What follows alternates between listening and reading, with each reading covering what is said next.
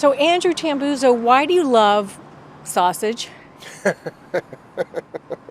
It's something that I grew up doing.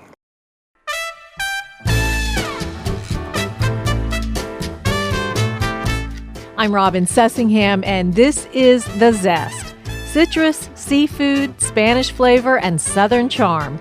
The Zest celebrates cuisine and community in the Sunshine State. Today we're taking a tour of the Tambuzzo Sausage Company. This family-owned enterprise has long provided house-made sausage to some of Tampa Bay's most popular restaurants.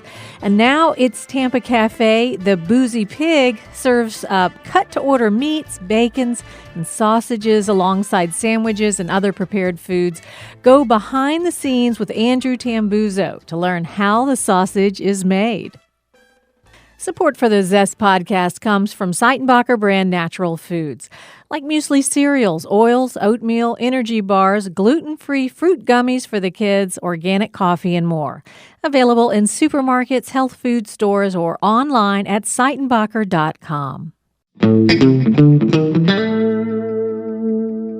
In the past several months, as I've been talking to chefs and restaurant owners and food writers, the name Tambuzzo Sausage kept coming up. Finally, we decided to go check it out for ourselves. I'll admit, I was a little nervous about seeing sausage being made. It's one of those things that's supposed to happen behind the curtain. But Andrew Tambuzzo wants to change that. All the business takes place behind a big glass window, there for all to see. He says he's all about transparency, education, and the best-tasting sausage he can make. And he comes by his passion naturally. Sausage making has been in his family for generations.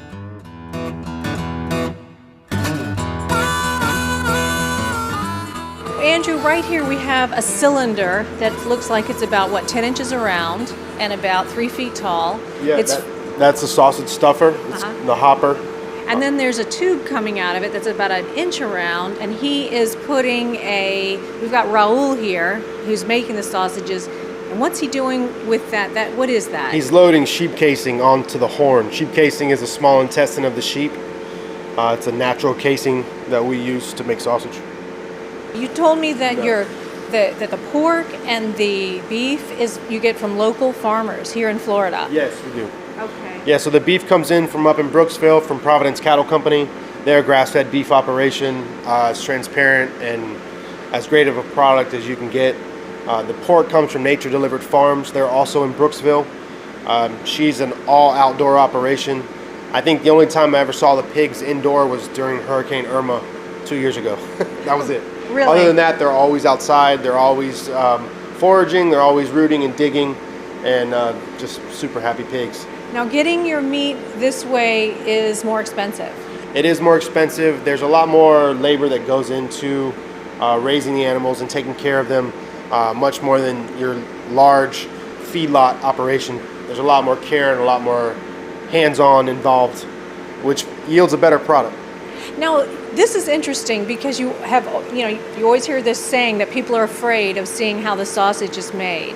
But you have intentionally made it so everybody that comes into your store can see exactly how the sausage is made. We're in a room, a very simple room. It's got a big glass window so everybody who walks in the door can look in here and see this being made. Why did you do it this way?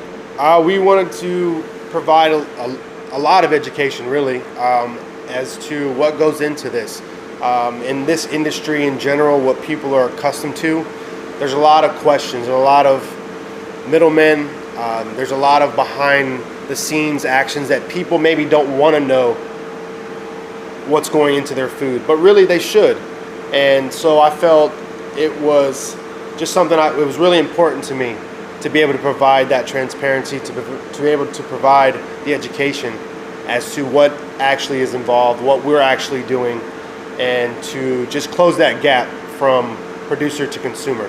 And when people heard what I was doing today, some people would wince, and I have to say I was a little nervous, but there's nothing gross. There's nothing gross about this. You've got minced meat with spices, little white specks, which is the natural fat. Yep. Putting it into this, what did you call this? This is a sausage stuffer. This particular is the hopper. and the horn is where the casing gets loaded onto and where the sausage comes out. And then Raul turns the crank. It Yep. forces the meat into the casing and then goes into coils that are several feet long. Yes. So you've got these long, beautiful coils of sausage. Yeah, that's our mild Italian sausage. Yep. And it's kind of an art, because if he puts too much pressure on it, he could burst the casing. Yeah, it's really something that you have to have the feel for. It's that casing is very sensitive. It's very temperamental. A lot of times it's a lot more sensitive than others, and causes a lot of headaches. Raul has been a godsend. He looks pretty good at it. Yeah, he's good. He's pretty good. I won't tell him that, but since you're here. Opening the here's the cooler. We've got some big pig faces staring at us when we come in. The whole right side is some pig heads looking at us. It's a little spooky. And you've just got the pigs broken down. You said you used all the pig. Yes, we use all of every animal that we get. Even the bones, everything. We make stock out of it. A lot of times we'll have the stock up in our retail case for sale. If not, we're using it in the back. In fact, that's what when you walked in, I was taking stock that we're going to be using for a recipe in the back. So we'll probably be reloading it again this coming week. You use the jowls, you use the brains, you use the head. We use it all. We use it all. Well, we don't intentionally use the brains, but it does go into the stock pot and gets cooked down. Yeah. So yeah, I guess And the it's in hooves? there. Oh, all that. We cure and smoke them. We brine them, make smoked pig's feet and smoked ham hocks. Are those popular? Not yet. They should be. They should be. There's a lot of good meat on the ham hocks and feet. A lot of collagen. I know a lot of people are trying to, intake more collagen. That's true. So that's really where the majority of the collagen comes from these animals, is where the joints are, the feet, the ham hocks, the face, the head. There's a lot of natural collagen that comes out of that. Right. That's why it makes such a good head cheese. It has the collagen, gives it that ability to stay together. Well, you can close that. That's pretty cold. You Yeah. can close that up. But I was wondering, the pig heads, there was one in there that was huge, and then a couple were smaller. Are they male or female, or? These are mostly males. The large one was a male. We get both sexes. Just kind of depends on her stock, her numbers at the time, what she needs to go through. She being my pig farmer, Rebecca. We really just try to help her out and what her needs are. Once a pig hits a certain age, if they stop doing what they're doing, what they need to be doing, then she goes ahead and processes them and moves another one into that. What's a pig supposed to be doing? Breeding.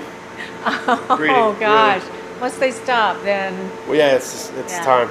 But it happens. That's the natural life cycle. That was one of her larger breeders that I guess just hit that age where he stopped doing his thing, and it was time for him to go to the processor. Where do you actually break the meat? I mean, do you have this in front of the customers too, when the beef actually comes in? And right here. Right here. Raul does most of the breaking down. I have another butcher that does a lot of the sausage work as well. Together they work in here, and I kind of float around. And this is where it's all done.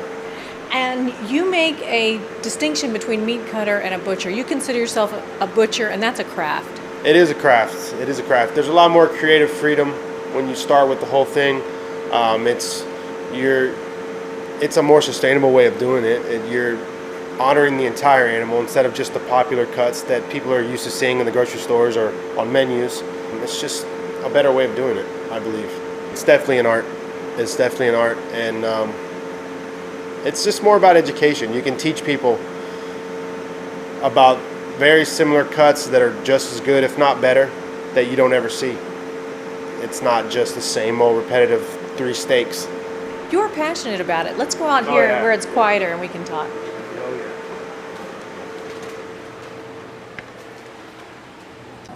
Okay, so show me what you've got here. So this is our smoked meat case. We have some beef jerky. We have some Philly cheesesteak smoked sausage. We have some smoked deli ham, some salami cotto that we sell sliced by the pound. And those also go on what makes up our mixto sandwich, which is our version of a Cuban. So we make the ham. That smoked ham comes from off the pigs. It's a 21-day process. It's about a month time from when they get butchered until they go on the sandwich. Do you sell anything that you didn't actually butcher yourself? No, we do not. And then you make sandwich, except for like the lettuce and stuff in your sandwiches. Right. But all the meat is from you. All the meats, all the deli meats, pastrami, all the sausages, all the ham, the salami, that's all us. The bacon we cure and smoke in house, comes off the bellies from the pigs. Are you the pastrami? You're curing that? Oh yeah. Yep. You're doing everything. Everything. There's hot dogs in the case right here in the front. Oh, these do not look like any hot dog that I'm used to seeing. These are not the Oscar Mayer. No, not at all. They look like they're cooked or. They are. They're smoked already. They're fully cooked when you get them. They're in the natural sheep casing, so it lends to a really nice snap. They're brown. They're not really pink like you're used to seeing. No. And so what do you do? Just heat them up in hot water? You can poach them in water or beer. We've done both. You can throw them right on the grill or in the frying pan. I like to cut them down the middle and then fry it in the frying pan. Wow, that looks different. That looks a lot different. It's not like a hot dog you've ever had, I promise. And same with the rest of the sausages. We always have a few sausages in the case that are smoked. Right now, this is a jalapeno cheddar smoked sausage. It's a pork sausage.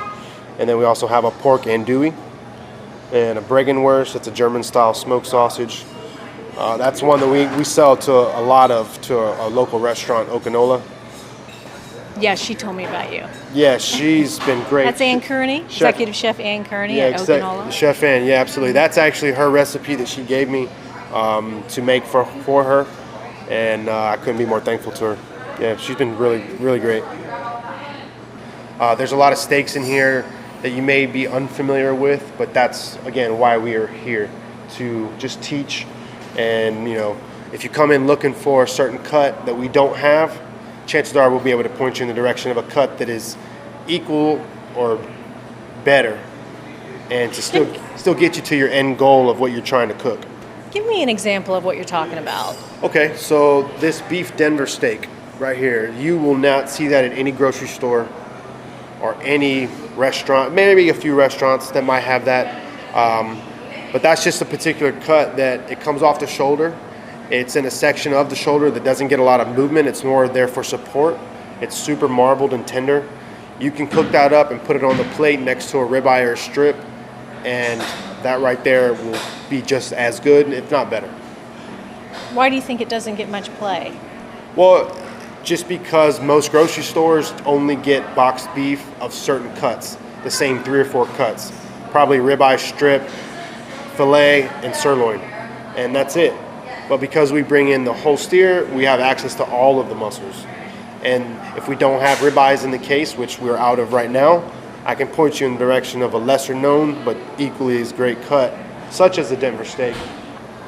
So let's name some of the things here. We've got pork ribs, picnic cut, a lot of pork, loin chops, pork belly.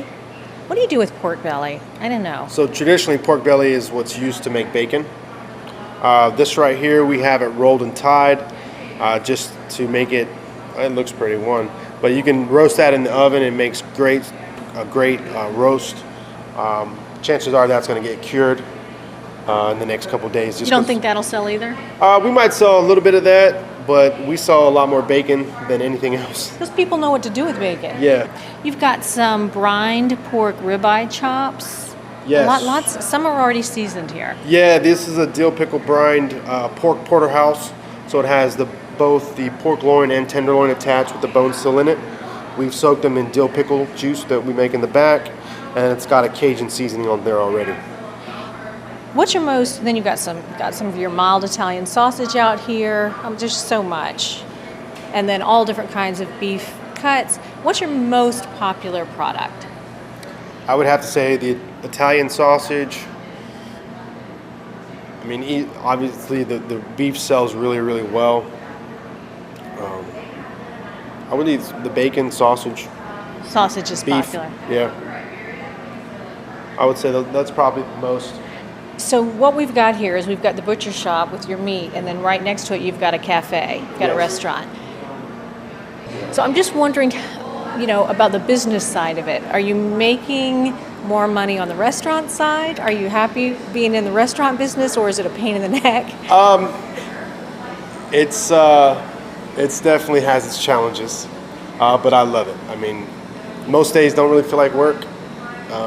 Butchering, especially whole animal like that we do, it's not work. It's what we love. It's what I love. Raul and I sit and talk for hours just about cutting meat and making sausages and just different things that we've done and ideas. So it's great to have someone I can go back and forth with. But butchering is a kind of a back of house, a back of house thing. And now you've opened up a restaurant where, now it's much more public. Yeah. So that's what, like I said, we wanted to bring a little bit more transparency.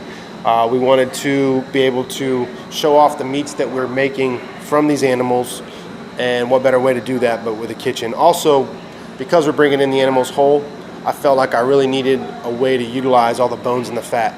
So now I have a kitchen. We can make stocks, whether we're using them on our own menu or we sell them out front. We render the lard down and we sell that. We render the tallow down, which is beef fat, and we sell a lot of tallow actually. We also do our French fries in tallow. We fry them in the beef fat, which is really nice. Sounds really good. So let's walk over in the restaurant where it's a little quieter. Sure. So now we're out in front where it's a little bit quieter. We don't have all of the hums of the engines and the people talking. It's a little bit of traffic. We're on Cypress Street. Has it been a good location for you? So far, yes. There's a good business community around here. I think they're just starting to figure out that we're here and what we're doing. So we're slowly getting there. People are still figuring us out, still trying to find us. Yeah, the signage is kind of small, Yeah, we're still working on that. But no, I think this area is definitely up and coming. The residential market around here is exploding. What's the name of this neighborhood? We call it West Tampa.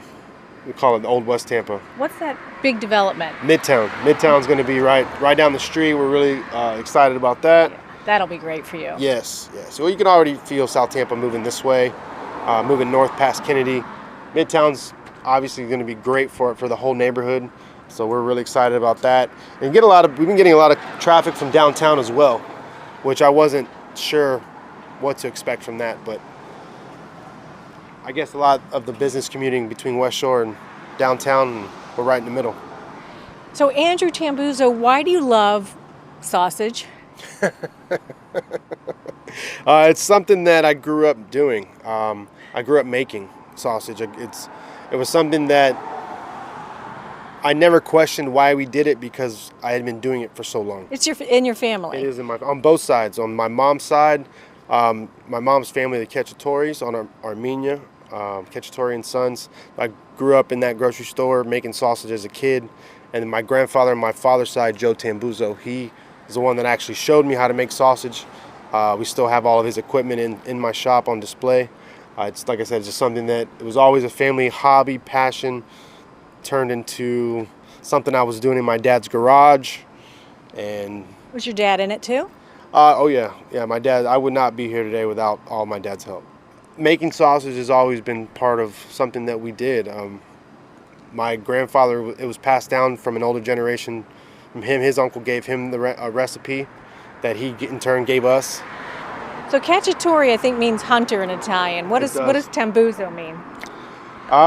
Tambuzzo, I don't know. I don't know Leave either. That part out. That's okay. People call you Boozy. People call me Buzzo or Boozy. It's his name that's been called that forever, just kind of stuck. And once I started processing, the name kind of came to me one day and was like, hey, I like that name. So what's your background? Born and raised in Tampa, Sicilian and Cuban heritage. My parents are both from Ybor City. Grew up in West Tampa and Seminole Heights my entire life, and just lucky to own a business now in West Tampa. Yeah, so you have had a business called Tambuzzo Sausage for a while. Yes. And then you just opened up the Boozy Pig, the retail outlet, just a few months ago. What's the difference between the two? The main difference is that Tambuzzo Sausage Company is how we sell to restaurants, and Boozy Pig is our local storefront. So Tambuzzo's a wholesaler? It's more of a wholesale. I'm working on that as far as trying to really differentiate them and make it official, like a wholesale company. That's the goal. But that's how we started out, just making sausages. It was, we had customers that were my grandfather's longtime customers. Their descendants would call us up, hey, you guys still making sausage? And we were out of my dad's house in the garage. And before you knew it, we had just business coming to the house to pick up sausage. Any kind of special licenses you need to make sausage in your garage? No, I don't think they would give me one. Honestly, I wouldn't even try. I could probably get laughed at.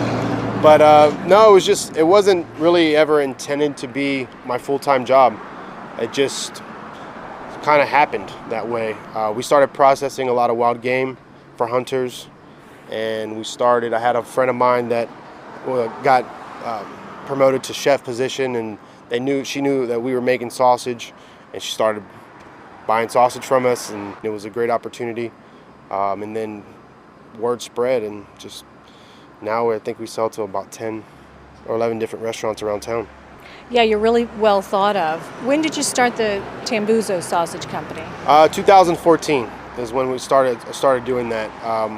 It was about that time that my dad and I both realized that we kind of had something here and that we should maybe take it a little bit more serious. It was about that time we started getting more requests from restaurants wanting to buy our product. And your grandfather was a professional butcher, right? I don't know about professional. I think that he was probably He had a grocery store? He had a grocery store in Ybor City. He was probably taught from his uncles in their grocery stores, also in Ybor City. That's who taught him how to make sausage. It's who taught him how to cut up pigs and deer and cows. And who taught you? A little bit him and a little bit of YouTube and reading. Yeah. Yeah, it's mostly been self-taught. Okay. We can't seem to find a place. I know.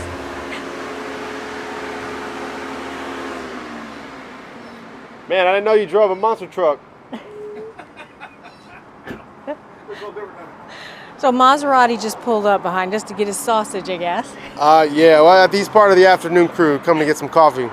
Oh, okay. So are you open all day, or what's your We're hour? open from 10 to 7. Oh, so you do dinner? Well, we haven't really started a dinner service. The lunch menu is available. Sandwiches? It's mostly sandwiches. We have a butcher's board, which is our charcuterie board. But you don't close at all between? No. No, our lunch usually runs pretty late. Usually runs to about 2 or 3 o'clock. We get a little bit of a lull, and then it normally picks back up about 4 or 5 o'clock. People start coming in either to get meat to cook that night or the next day, or just to get some food either to go or to hang out in the house. A lot of people come in and bring bottles of wine, hang out, and enjoy the butcher's board, and maybe share a sandwich. That sounds great. Yeah. And that's an afternoon thing, huh? It is. And this is one of your regulars? This is. Tony has become one of our best regulars. He comes all the time. He's always bringing us gifts. Tony just came up in his Maserati. Tell me your name. Tony Talisi. So you come here in the afternoons. What do you like? I have coffee about every afternoon. The desserts are great. I like the lemon granita, whatever dessert that they have. Of course, we eat here too. We eat breakfast. We eat lunch. The food's awesome. Okay. Love the place. Can't say too much about the people that are in there, though. Maybe we gotta. Well, that's nice. I mean, you haven't been here that long. You've already got regulars. Am I done being interrogated now? Thank you very much. Thank you. Thanks, Tony. Thank you. That's nice. Yeah, I mean, we literally met him just from him coming in all the time. He knows a big group of guys that bounce around from coffee shop to coffee shop, a bunch of retired men that about my dad's age, so he knows a lot of them as well. And they come hang out all the time. Just come have coffee, have a little snack, have a little more coffee, have another snack. That's just... What am I doing wrong, Andrew? That's what I want to do. Bounce around in the afternoons and come here, have a granita. Sounds great. Andrew Tambuzzo, the owner of the Boozy Pig Butchery and Kitchen. It has been a pleasure talking to you. Thank you.